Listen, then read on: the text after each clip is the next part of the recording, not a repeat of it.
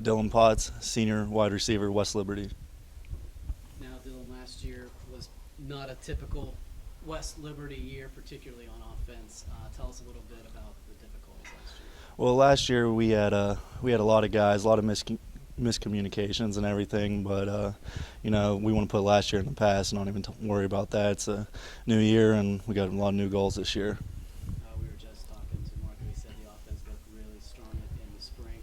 Is it just some experience through the fall that Well, you turned yeah, the a lot of it's through experience, but I mean, like Marco said, it's night and day from what it was in the fall, and the atmosphere and the just enthusiasm up there has just been it's been completely different than what it was last fall. So we're all excited to get out here this fall and see what we can do on offense. Why is that atmosphere different? What's changed? Well, a lot of us realize we were way better than a 3-8 team last year, and we know we didn't play up to our potential as a whole team at every position. And we thought last year we had a pretty good team, and obviously going 3-8 is pretty disappointing. So, I mean, being my last year, being Marco's last year, a lot of us seniors kind of taking it under our wing to turn this thing around this year. Uh, One of the big stories was obviously Zach Amidra coming back to be a quarterback's coach. Have you seen anything and been able to tell his impact on the quarterbacks? Yeah, Coach Amidra has helped the quarterbacks out a ton. I mean, obviously being one of the best D2 players of all time is going to help, and his just knowledge of the game not only helps the quarterbacks, but he helps the receivers, the running backs, and he's the one orchestrating all this offense and everything and putting us on the same page. So I think you'll see a pretty big difference in quarterback this year from having him on the staff.